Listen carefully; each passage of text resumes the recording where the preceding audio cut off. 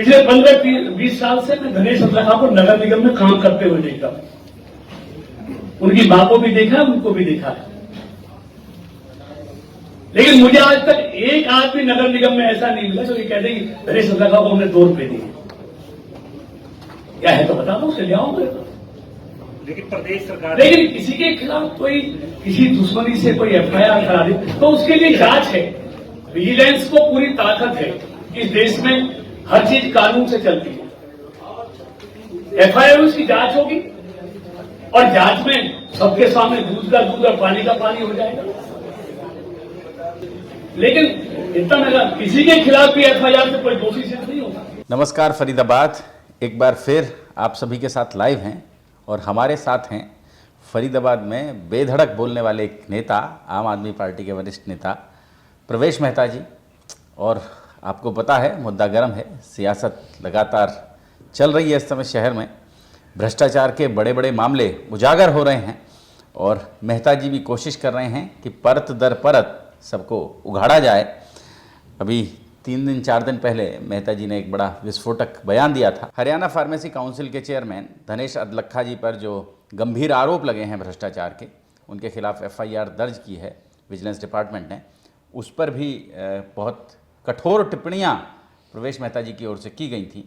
और मेहता जी, मामला फिर है, कल बड़ा महत्वपूर्ण बयान कृष्णपाल जी ने दिया है। मैं सौरभ जी, मेरी समझ में नहीं आ रहा कि मंत्री जी और मुख्यमंत्री जी को क्या हो गया।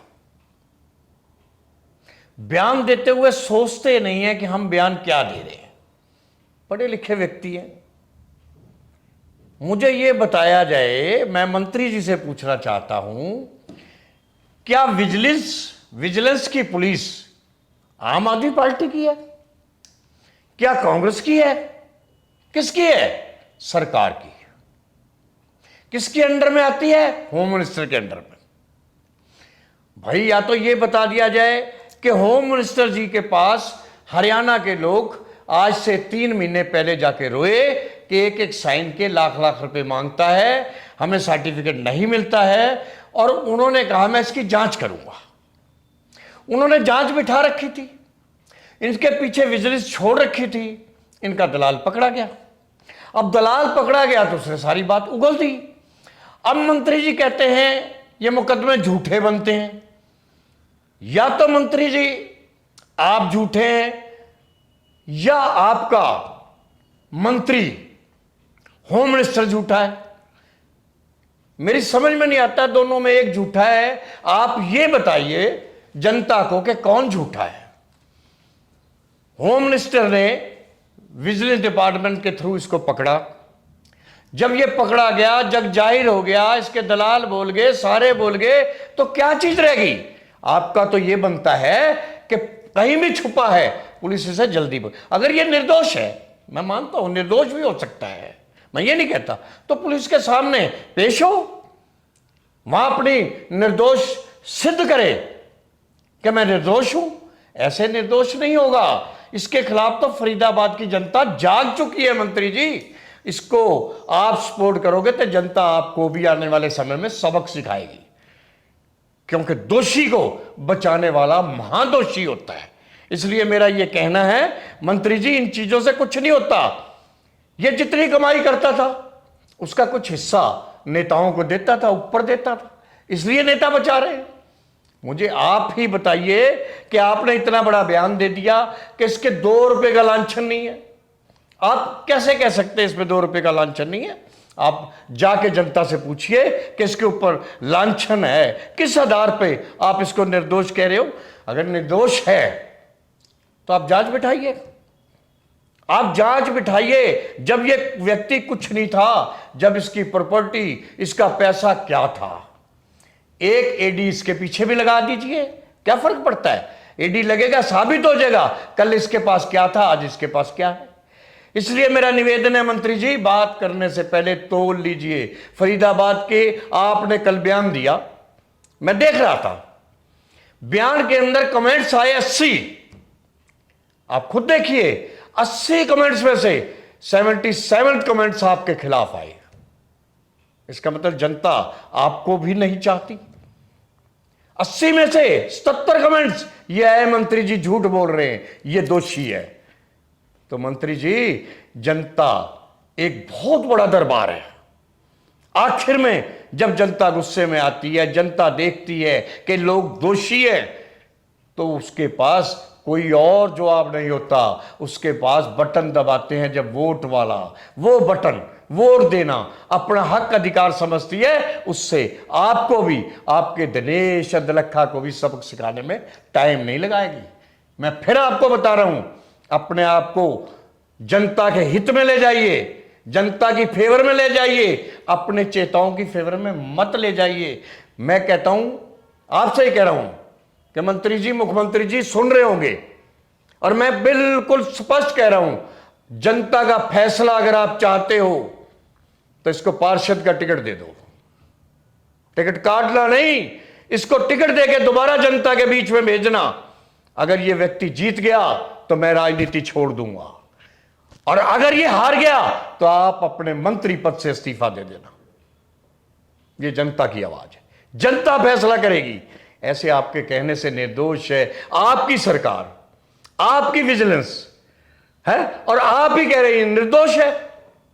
आपकी सरकार पकड़ रही है, आपकी सरकार कह रही है, और फिर आप कह रहे हैं निर्दोष है। और मैं तो हैरान हूं कांग्रेस के बाकी पार्टियों के नेताओं से। देखिए, आम आदमी पार्टी सड़कों पे उतरी 200 करोड़ के मुद्दे को लेके, अदलखा के मुद्दे को लेके चल सड़कों पे उतरी, आभार किया लोगों। आम आदमी पार्टी के हर कार्यकर्ता ने अपना बयान दिया इसके खिलाफ। मैं तो ये हैरान हूं, कांग्रेस वालों को सांप सूख गया क्या? ये कांग्रेस पार्टी के नेता है, बड़े बड़े बढ़ाते हैं, ये हो गया वो हो गया। अब क्या हो गया? 200 करोड़ के मुद्दे पे नहीं बोल रहे?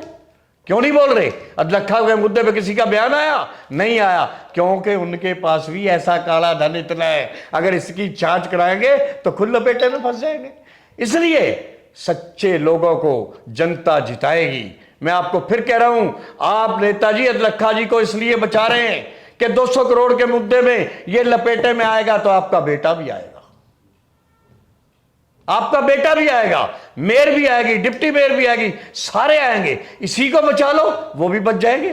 कल आप बोले हो, आपने बयान दिया प्रेस के आगे कि अदलखा निर्दोष है। आपने ये क्यों नहीं कहा कि 200 करोड़ के मुद्दे पे जो वो बोले हैं, चीफ बोले हैं, कौन सा विधायक है, आपको बताना चाहिए था।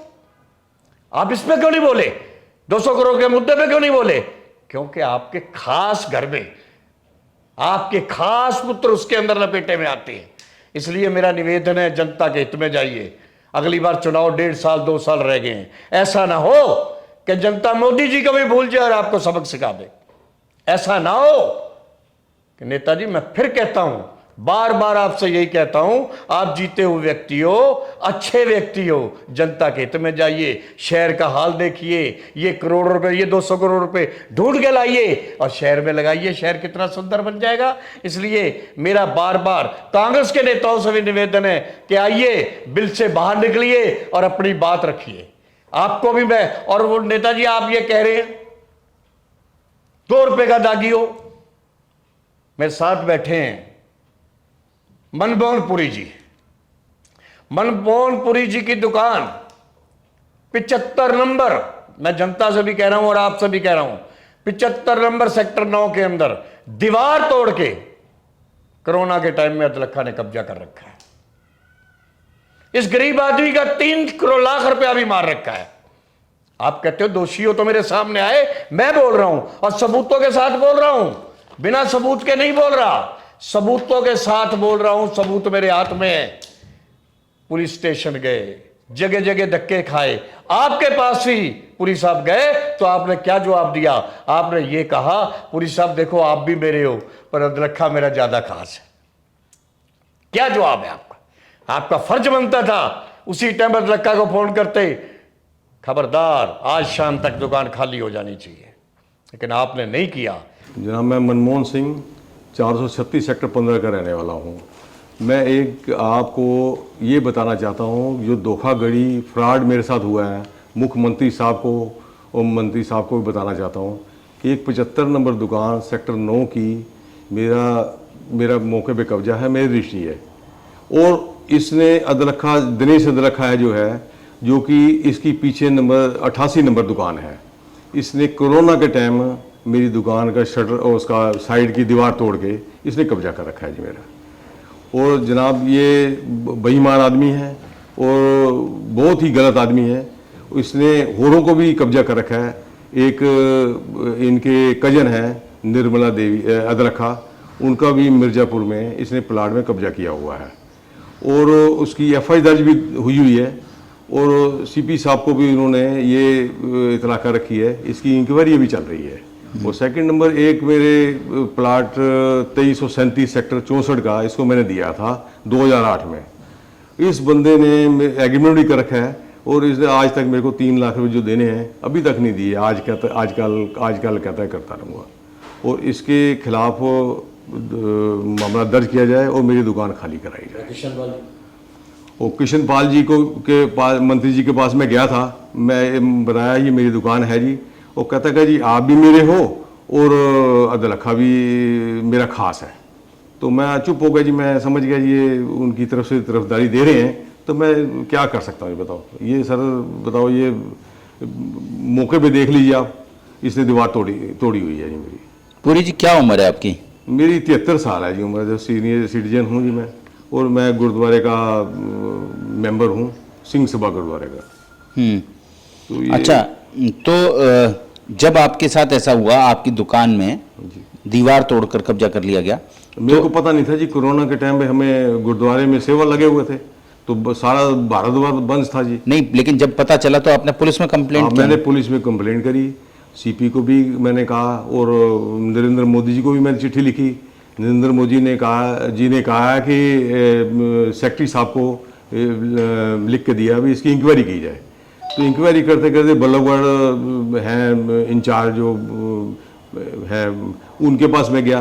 कह लगा जी हम कुछ नहीं कर सकते जी, क्योंकि ये मैटर आपका है, कोर्ट मैटर है। मैं जी कोर्ट मैटर क्या जी, इसने दीवार तोड़ के कब्जा किया हुआ है।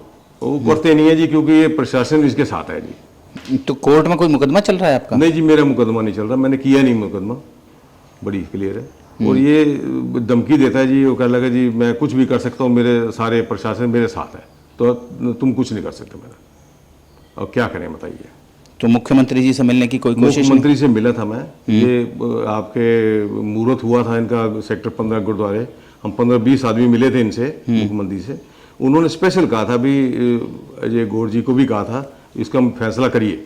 अजय गौड़ जी ने भी कहा है इनको भाई आप इसका फैसला करते, ये सुनता नहीं है किसी की जी बात। मैं 2-3 बार अजय गौड़ जी के पास भी गया था, लेकिन उसकी कोई कार्रवाई नहीं हुई। और तो और मैं आपको और चीज दिखाता हूं।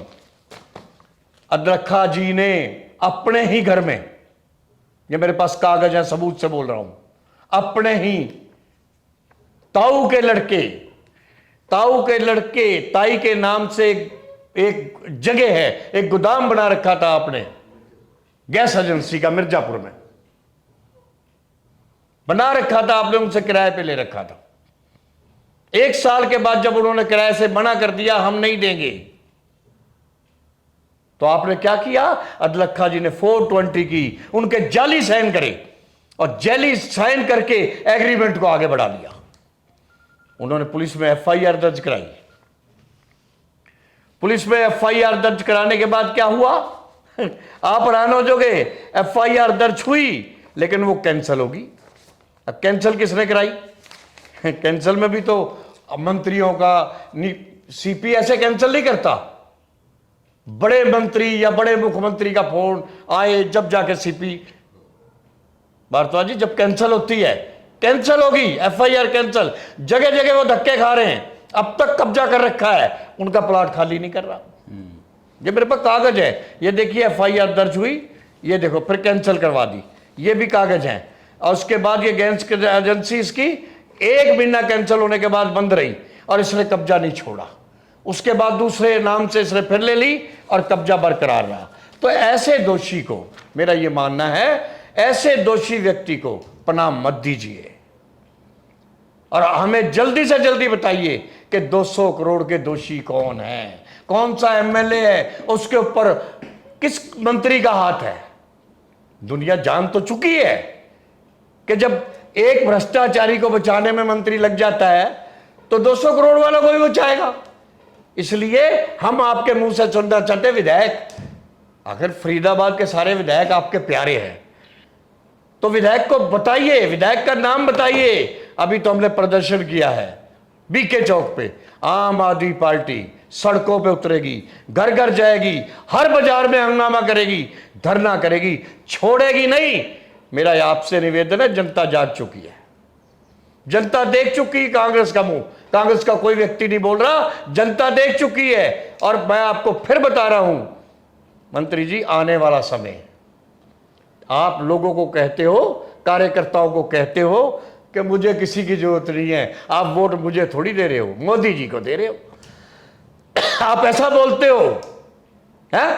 लेकिन लोग अब मोदी जी को भी भूल जाएंगे। अब उनके सामने एक ही चेहरा नजर आएगा कि भ्रष्टाचारियों को कौन बचा रहा है। इसलिए जनता आने वाले समय में आपको भी सबक सिखाएगी। मेरा यह मानना है, आने वाले समय में जनता के लोगों से एक अपील करता हूं, देश के अंदर ईमानदार पार्टी, एक ही पार्टी ईमानदार पार्टी, आम आदमी पार्टी, केजरीवाल जी ईमानदार व्यक्ति, उसको लाइए, हरियाणा में लाइए और अपने हरियाणा को बचाइए, इस भ्रष्टाचार सरकार से मुक्त कराइए। अगर इस केस के अंदर अगर कोई दोषी नहीं है, मैं फिर कह रहा हूं, अगर कोई दोषी नहीं है तो आपका मंत्री, आपका होम मिनिस्टर जिसने इसको पकड़ा है वो दोषी हो सकता है। अगर आप कहते हो, आपके कहने से, मैं नहीं कह रहा, अगर वो उसने पकड़ा है वो दोषी है तो उसके खिलाफ क्यों नहीं कार्रवाई करते? अगर आप दोषी हो तो सरकार आपके खिलाफ क्यों नहीं कार्रवाई करती? मैं तो हैरान हूं, आपकी बातें मोदी जी तक क्यों नहीं पहुंच रही।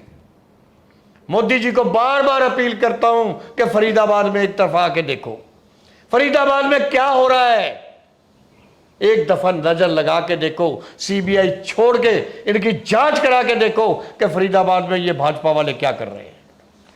इसलिए मैं मंत्री जी फिर निवेदन करता हूं, फरीदाबाद की सुध लो, इन मामलों से दूर हटो और जो दोषी है उन दोषियों को पकड़ो, उन दोषियों को पकड़ के अंदर दो। आपका फर्ज बनता था पुलिस को कहना कि कहां छुपा हुआ है। अरे कहां छुपेगा, आपके आशीर्वाद से तो कहीं छुपा होगा, कहां छुपा होगा। मुख्यमंत्री ने जब इतनी बड़ी बात कह दी कि निर्दोष है तो छुपाने वाला कौन है? छुपाने वाला आप। इसलिए इसे पार्षद की टिकट जरूर देना, क्योंकि जनता का इंसाफ आपके सामने आ जाएगा। अगर आप सच्चे हो तो देना, अगर जीत जाएगा तो मैं मान जाऊंगा, आप भी चले जाना, आप कहीं मत जाना, वहीं लगे रहना, तो भी जनता इसको सबक सिखाएगी। जनता बाहर निकल आई है, घरों से बाहर निकल आई है जनता। फरीदाबाद की जनता इस मुद्दों को लेकर बहुत दुखी है। और आप, मेरा एक और कहना है, नगर निगम चुनाव टाइम से करा लेना, क्योंकि आप कराओगे नहीं, आपको पता है ये मुद्दे गर्म हैं, इसलिए आप इस चुनाव को और टालोगे। मुझे आज याद है 94 में पहला चुनाव हुआ था, किसकी सरकार थी? कांग्रेस की। टाइम पे 94 के बाद 2000 में चुनाव हुए, टाइम पे हुए। फिर 2000 में चुनाव हुआ था, 2000 में भी शायद कांग्रेस की सरकार थी, उस समय भी कांग्रेस की सरकार थी, चुनाव टाइम पे हुआ था। फिर 2005 में चुनाव हुआ था, उस समय चौटाला साहब की सरकार थी, टाइम पे हुआ था।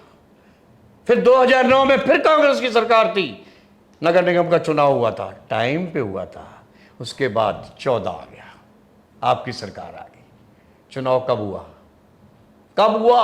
कितने साल लेट हुआ? क्यों? और अब कितने टाइम हो गया, चुनाव क्यों नहीं करा रहे? देख रहे हो कब हम सत्ता में आएंगे, ये देख रहे हो। अब सत्ता में नगर निगम में आप नहीं आते, इतने घोटाले करने के बाद भी जनता अगर आपको जिताती है तो जनता दोषी है। आज जनता कहती इतनी महंगाई होगी, इतना वो हो गया, इतना ये हो गया। इसलिए मैं जनता से कहना चाहता हूं, दोष मुक्त हो, अपने दोष को उतारो। उतारने का समय है वोट। आप पे एक ही ताकत है, वोट की, और वोट की ताकत का इस्तेमाल करो और आम आदमी पार्टी को हरियाणा के अंदर सत्ता में लाओ। भ्रष्टाचार समाप्त हो जाएगा, आपका हरियाणा खुशहाल हो जाएगा, गरीबों के घर खुशहाल हो जाएंगे। मैं तो इतना ही कहूंगा, फिर कहूंगा कि मंत्री जी एक बार मेरी बात पर ध्यान करना। धन्यवाद। वो तो नहीं देखा कह पाया। फरीदाबाद आपने, लगातार मुखर हुए चले जा रहे हैं प्रवेश मेहता जी, विस्फोटक हुए चले जा रहे हैं प्रवेश मेहता जी। जोड़ेंगे आपको शहर की ऐसी ही और खबरों के साथ। बहुत बहुत धन्यवाद।